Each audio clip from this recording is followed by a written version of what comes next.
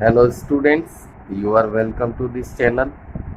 आज हम द्विघात समीकरण जो कि क्लास 10 का 3.5 एक्सरसाइज है, द्विघात समीकरण के मूलों के बारे में पहले वैसे पढ़ चुके हैं, लेकिन इससे आगे क्या प्रश्न बनते हैं उस पर आपको बताएंगे। ये बहुत ही महत्वपूर्ण टॉपिक है। आप इसका अच्छा सा अभ्यास करें, वीडियो को पूरा देखें, चैनल को सब्सक्राइब, वीडियो को लाइक और शेयर करें। तो हम शुरू करते हैं आज का टॉपिक, द्विघात समीकरण। द्विघात समीकरण के मूल वास्तविक और बराबर हो। हमने पहले पढ़ लिया था कि द्विघात समीकरण में मूलों की 3 स्थिति होती है। हम यहाँ पहले उन तीनों कंडीशन को देख लेते हैं। b की वैल्यू होती है b² - 4ac, जो हम पहले पढ़ चुके हैं पहले वाले वीडियो में।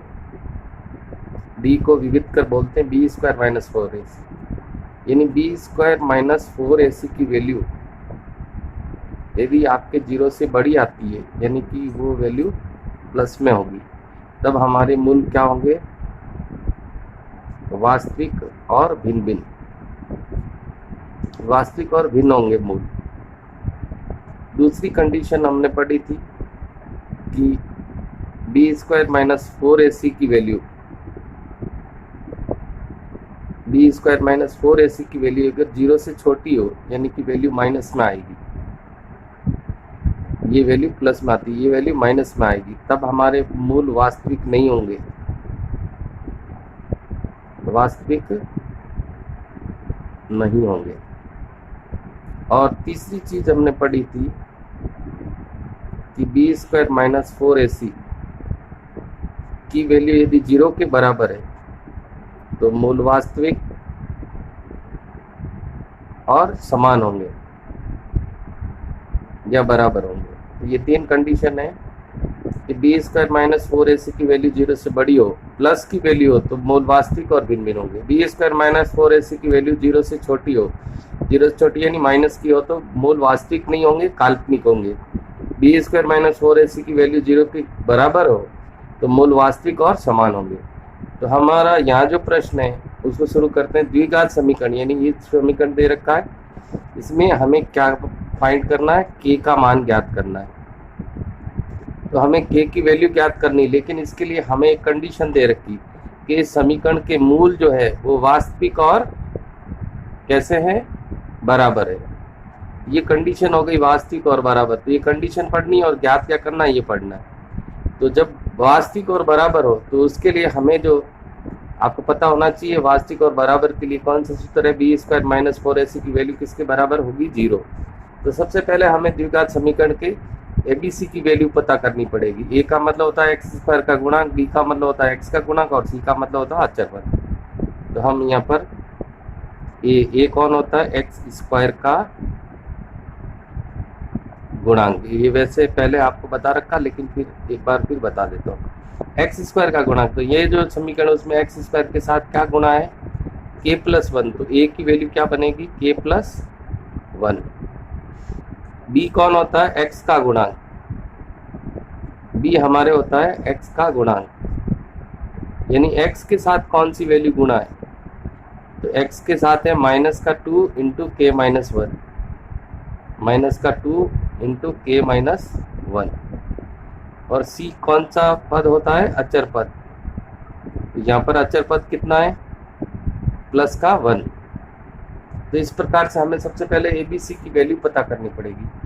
a की वैल्यू होती है x² का गुणांक, यानी x² के साथ जो लगा हुआ है k+1 गुणा, वो हो जाएगा a की वैल्यू। b कौन होता है? x का गुणांक, यानी x के साथ जो गुणा है -2 × k-1। और c अचर पद होता है, वो होता है 1। अब हम सूत्र अप्लाई करते हैं। कौन सा? वास्तविक। क्योंकि यहाँ जो बात है, कंडीशन है, क्योंकि हमारे पास दे रखा है कि मूल वास्तविक और मूल वास्तविक एवं बराबर है, तो हम इसके सूत्र को अप्लाई करेंगे कि जब मूल वास्तविक और बराबर होते हैं तो हमारे क्या कंडीशन बनती है? b² - 4ac की वैल्यू किसके बराबर हो जाती है? 0 के। यानी मूल वास्तविक और बराबर है तो इसकी कंडीशन तीसरी कंडीशन है, तो वहां पर सूत्र क्या अप्लाई होता है, B square minus 4ac equals to 0। तो सूत्र लगा दिया। अब इसकी वैल्यू रख देते हैं। b की जगह b का मान आएगा, b का मान है -2 इंटू के माइनस 1, यह देगा -2 इंटू के माइनस 1। ये हमारे किसकी वैल्यू हो गई, b की, उसका स्क्वायर -4 a की वैल्यू कितनी है, k प्लस 1, तो ये हम यहाँ रख देते हैं k प्लस 1 इंटू c की वैल्यू कितनी है 1 और इक्वल्स टू क्या हो जाएगा 0। अब इसको हम सॉल्व कर लेते हैं।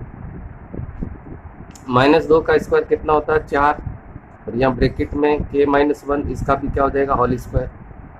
यहाँ पर देखो 4 एकम 4 बार, 4 का कैसे गुणा करेंगे, 4 के माइनस है तो -4 का 1 से होगा तो -4 बराबर 0। अब इसका होल स्क्वायर खोलते हैं, तो 4 इंटू ए माइनस बी का होल स्क्वायर यानी ए स्क्वायर, इन दोनों के गुणे का डबल 2k और 1 का स्क्वायर कितना होता है 1, -4k -4 इक्वल्स टू 0। ये हमने इसका होल स्क्वायर खोल दिया।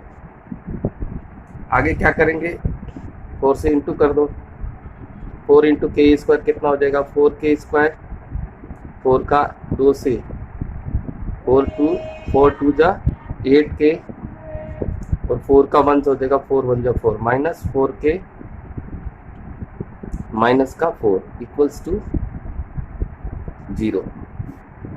यहाँ क्या बना,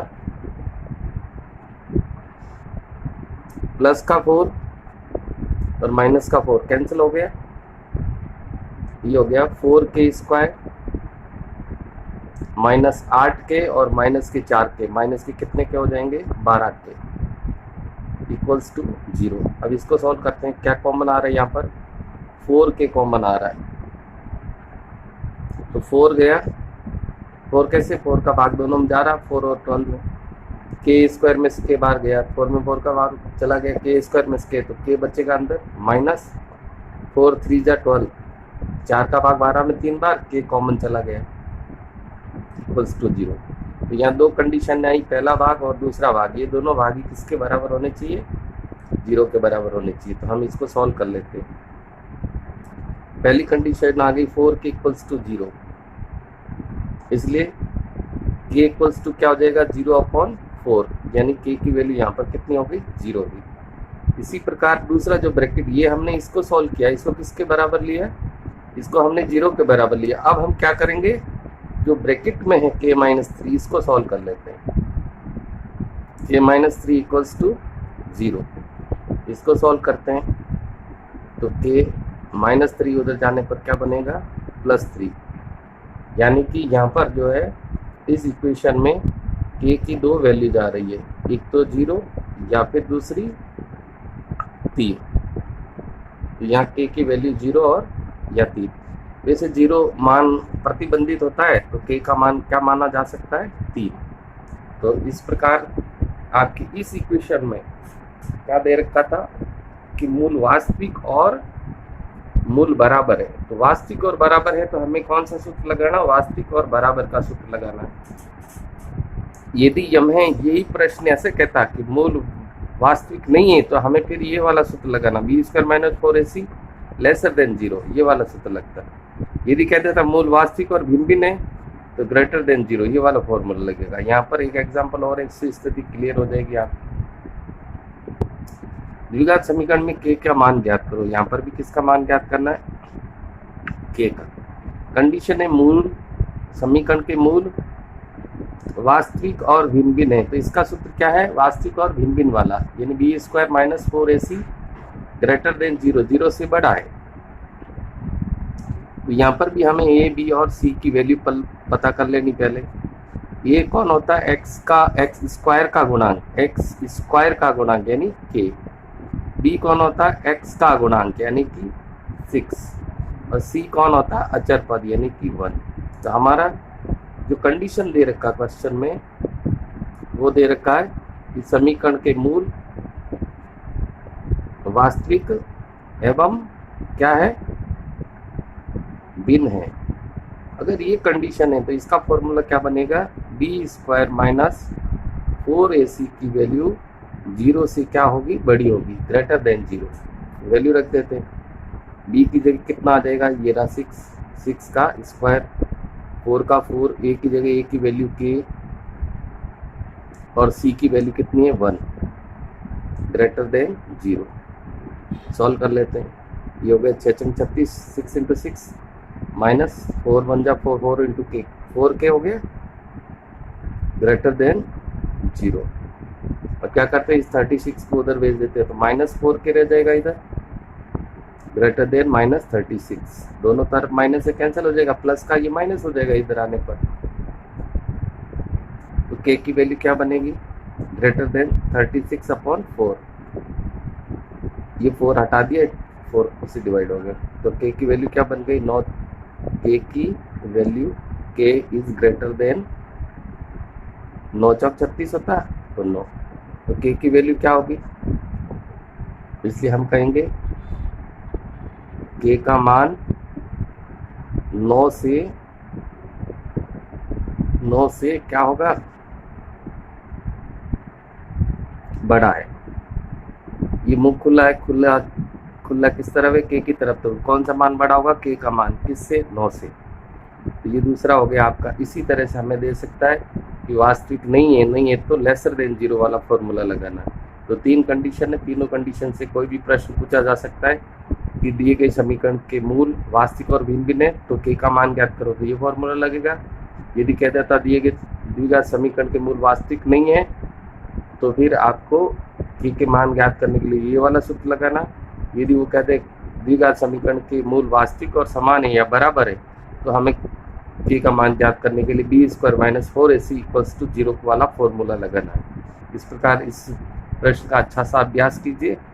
अगले टॉपिक के साथ सी आपके साथ मिलेंगे, तब तक के लिए धन्यवाद।